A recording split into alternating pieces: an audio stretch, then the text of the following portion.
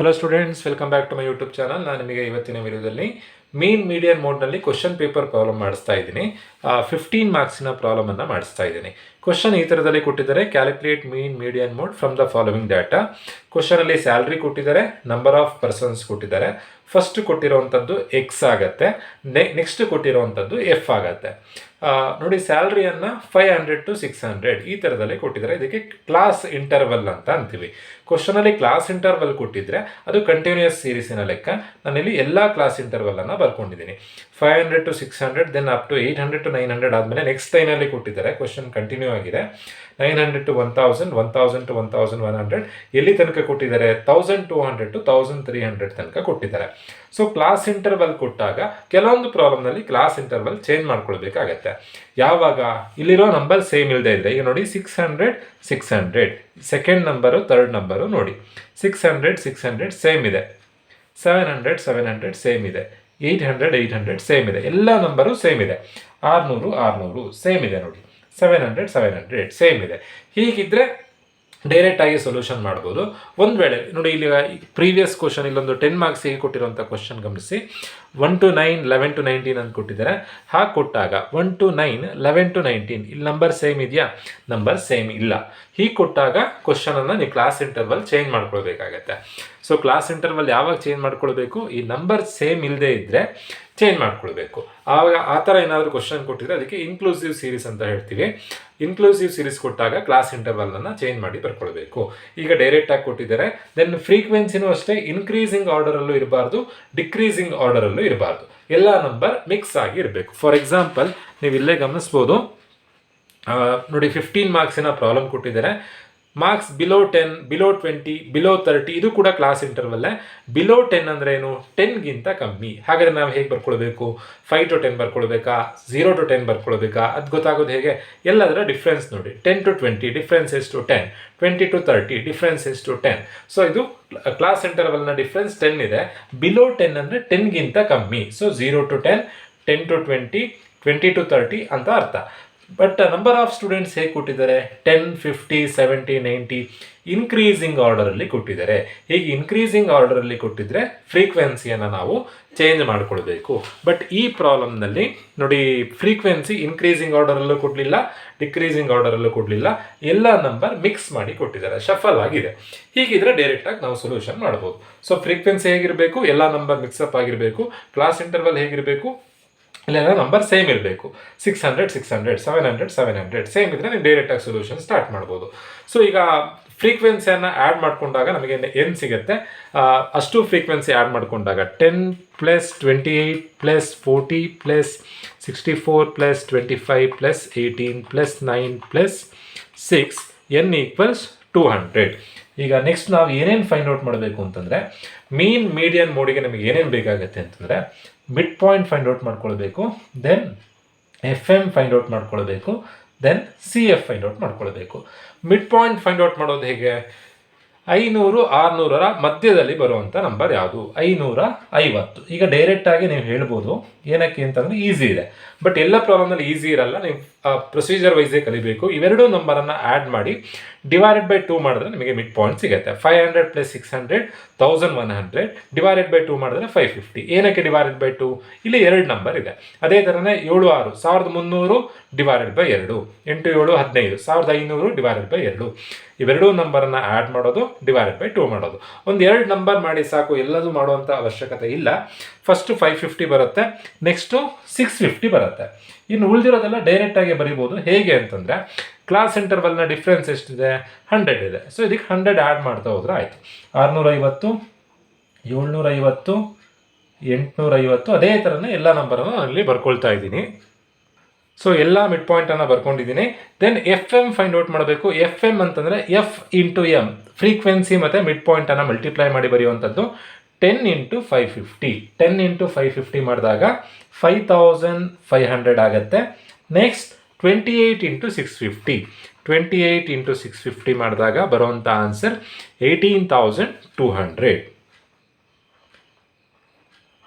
Next 40 × 750, ಅದೇ ಥರನೇ ಎಲ್ಲ ನಂಬರನ್ನು ಮಲ್ಟಿಪ್ಲೈ ಮಾಡಿ ನಾನಿಲ್ಲಿ ಆನ್ಸರ್ ಬರ್ಕೊಳ್ತಾ ಇದ್ದೀನಿ. ಎಲ್ಲ ಮಲ್ಟಿಪ್ಲೈ ಮಾಡಿ ಅಷ್ಟನ್ನು ಆ್ಯಡ್ ಮಾಡಬೇಕು. ಆ್ಯಡ್ ಮಾಡಿದಾಗ 1,68,600 ಬರುತ್ತೆ. ಅದಕ್ಕೆ ಸಿಗ್ಮಾ ಎಫ್ ಎಮ್ ಅಂತ ಅಂತೀವಿ. Sigma F M means some of F M. F M ಅನ್ನು ಆ್ಯಡ್ ಮಾಡಲಿಕ್ಕೂ 1,68,600 ಬಂದಿದೆ. ನೆಕ್ಸ್ಟ್ ನೀವು ಫೈಂಡ್ ಔಟ್ ಮಾಡಬೇಕಾಗಿರೋದು ಸಿ ಎಫ್. ಸಿ ಎಫ್ ಅಂದರೆ ಕ್ಯುಮ್ಯುಲೇಟಿವ್ ಫ್ರೀಕ್ವೆನ್ಸಿಯನ್ನು ಆ್ಯಡ್ ಮಾಡ್ತಾ ಹೋಗಬೇಕು. ಫಸ್ಟು 10 ಇದೆ, 10 ಬರ್ಕೊಳ್ಬೇಕು. 10 + 28 38, 38 + 40, 40 38 78 ಆಗುತ್ತೆ. 78 + 64 142, 142 + 25 167, 167 + 18 185, 185 + 9 194, 194 + 6 200. ನೆನ್ಪಿಟ್ಕೊಳ್ಳಿ, ಫ್ರೀಕ್ವೆನ್ಸಿ ನೀವು ಕ್ಯುಮ್ಯುಲೇಟಿವ್ ಫ್ರೀಕ್ವೆನ್ಸಿ ಮಾಡಿರೋದು ಸರಿಯಾಗಿದೆಯಾ ಅಂತ ಕ್ರಾಸ್ ಚೆಕ್ ಮಾಡೋದು ಹೇಗೆ ಅಂತಂದರೆ, ಸಿ ಎಫಿನ ಲಾಸ್ಟ್ ನಂಬರು ಎನ್ನಿಗೆ ಈಕ್ವಲ್ ಇರಬೇಕು. ಎನ್ 200 ಇದೆ, ಸಿ ಎಫ್ ಅಲ್ಲೂ ಲಾಸ್ಟ್ 200 ಬಂದರೆ ನೀವು ಮಾಡಿರೋಂಥ ಸರಿಯಾಗಿದೆ ಅಂತ. ಫಸ್ಟ್ 10 ಬರ್ಕೊಂಡು ಫ್ರೀಕ್ವೆನ್ಸಿಯನ್ನು ಆ್ಯಡ್ ಮಾಡ್ತಾ ಹೋಗೋದು. 10 + 28 38, 38 + 40 78, ಆ ಥರದಲ್ಲಿ ಆ್ಯಡ್ ಮಾಡ್ತಾ ಹೋಗೋದು. ಸೊ ಅಲ್ಲಿಗೆ ನಾವು ಟೇಬಲಿನ ಎಲ್ಲ ವ್ಯಾಲ್ಯೂಸ್ ಫೈಂಡ್ ಔಟ್ ಮಾಡಿ ಆಯಿತು.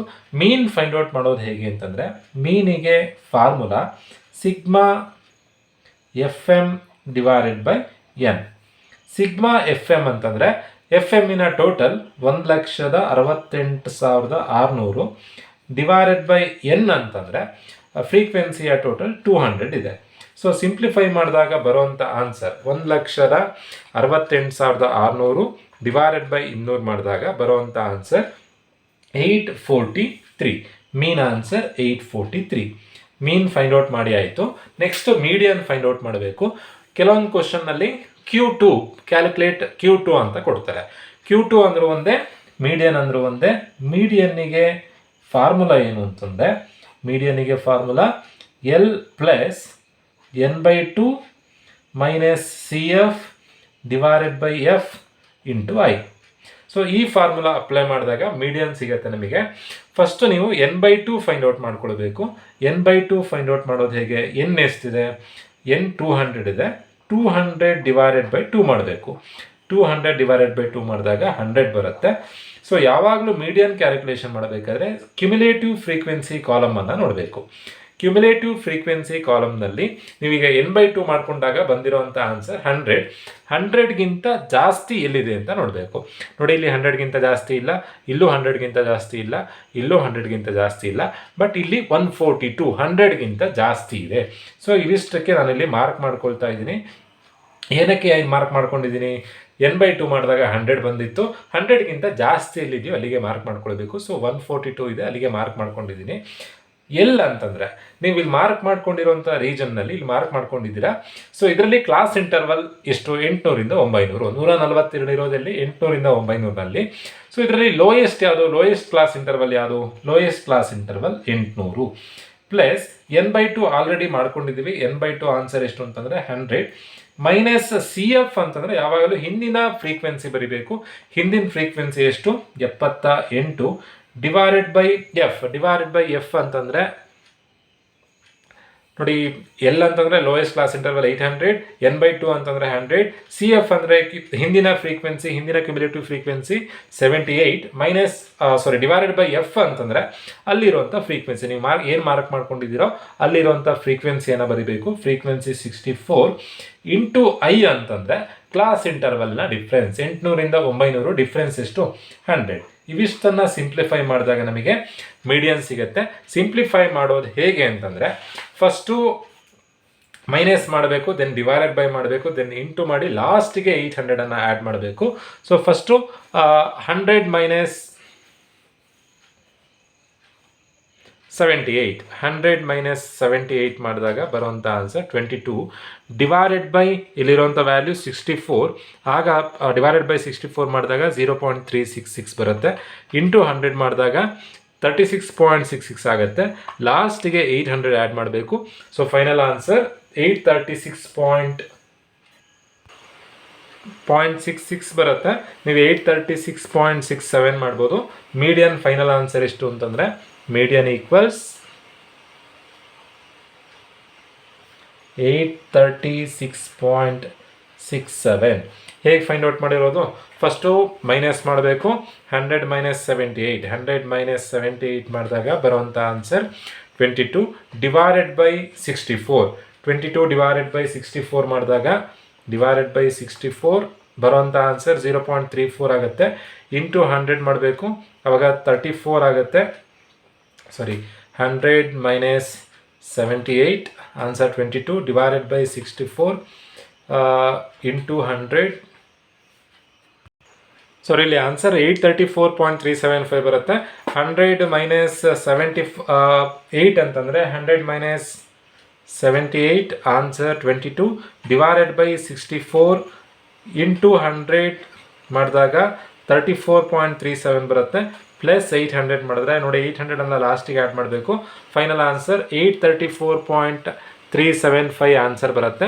ಅಲ್ಲಿಗೆ ಮೀಡಿಯನ್ ಫೈಂಡ್ ಔಟ್ ಮಾಡಿ ಆಯಿತು.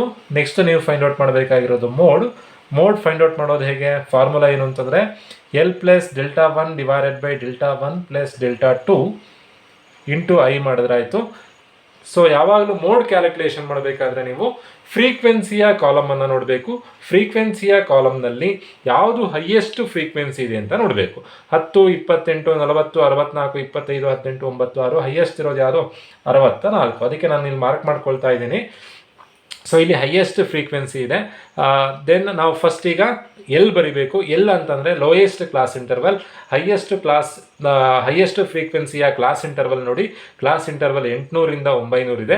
ಇವೆರಡರಲ್ಲಿ ಲೋಯೆಸ್ಟ್ ಯಾವುದು ಅಂತಂದರೆ 800 ಪ್ಲಸ್ ಡೆಲ್ಟಾ 1 ಡೆಲ್ಟಾ 2 ನಾವೀಗ ಫೈಂಡ್ ಔಟ್ ಮಾಡ್ಕೊಳ್ಬೇಕು. ಡೆಲ್ಟಾ 1 ಡೆಲ್ಟಾ 2 ಫೈಂಡ್ ಔಟ್ ಮಾಡೋದು ತುಂಬಾ ಈಸಿ. ಡೆಲ್ಟಾ 1 ಅಂತಂದರೆ ಹೈಯೆಸ್ಟ್ ಫ್ರೀಕ್ವೆನ್ಸಿಯಿಂದ ಹಿಂದಿನ ಫ್ರೀಕ್ವೆನ್ಸಿಯನ್ನು ಕಳಿಬೇಕು. 64ರಲ್ಲಿ 40 ಕಳಿಬೇಕು. 64ರಲ್ಲಿ 40 ಕಳಿಲಿಕ್ಕೂ ಬರುವಂಥ ಆನ್ಸರ್ 24. ಹೇಗೆ ಬಂತು 24? 64 minus previous frequency 40. Then delta 2 ಅಂತಂದರೆ highest ಫ್ರೀಕ್ವೆನ್ಸಿಯಿಂದ next ಫ್ರೀಕ್ವೆನ್ಸಿಯನ್ನು ಕಳಿಬೇಕು. Highest ಫ್ರೀಕ್ವೆನ್ಸಿಯಿಂದ 64ರಿಂದ next frequency 25 ಕಳೆದ್ರೆ 39 ಬರುತ್ತೆ. ಡೆಲ್ಟಾ 2 39. ಹೇಗೆ ಬಂತು 39? 64ಇಂದ next ಫ್ರೀಕ್ವೆನ್ಸಿಯನ್ನು ಕಳಿಬೇಕು. Delta 1 24, delta 2 39.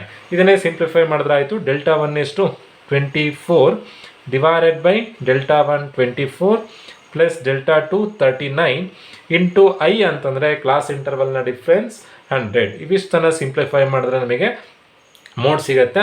First simplify ಮಾಡೋದು ಹೇಗೆ ಅಂತಂದರೆ, ಬೇಕಾದರೆ ಇನ್ನೊಂದು ಸ್ಟೆಪ್ ನೀವು ಇನ್ನೂ ಬರ್ಕೊಳ್ಳಿ, ನಿಮಗೆ ಕನ್ಫ್ಯೂಷನ್ ಆಗುತ್ತೆ ಅಂತಂದರೆ 24 ಪ್ಲಸ್ 39 ಮಾಡಿದಾಗ ಆನ್ಸರ್ 63 ಬರುತ್ತೆ. So 24 divided by 63 into 100. Final answer first divide ಮಾಡಿ ಇಂಟು 100 ಮಾಡಿ ಮತ್ತೆ 800 ಆ್ಯಡ್ ಮಾಡಬೇಕು. 24 divided by 63 into 100 plus 800. Answer is 838.09. So ಈ ಥರದಲ್ಲಿ ಮೋಡ್ ಕ್ಯಾಲ್ಕುಲೇಷನ್ ಮಾಡಬೇಕು. ನೆನ್ಪಿಟ್ಕೊಳ್ಳಿ, ಮೋಡ್ ಕ್ಯಾಲ್ಕುಲೇಷನ್ ಮಾಡಬೇಕಾದ್ರೆ ಫ್ರೀಕ್ವೆನ್ಸಿಯನ್ನು ನೋಡಬೇಕು. ಮೀಡಿಯನ್ ಕ್ಯಾಲ್ಕುಲೇಷನ್ ಮಾಡಬೇಕಾದ್ರೆ ಕ್ಯುಮುಲೇಟಿವ್ ಫ್ರೀಕ್ವೆನ್ಸಿಯನ್ನು ನೋಡಬೇಕು. ಹೋಪ್ ಎಲ್ರಿಗೂ ಪ್ರಾಬ್ಲಮ್ ಅರ್ಥ ಆಗಿದೆ ಅಂತ ಅಂದ್ಕೊಳ್ತಾ ವಿಡಿಯೋ ಮುಗಿಸ್ತಾ ಇದ್ದೀನಿ. Thank you.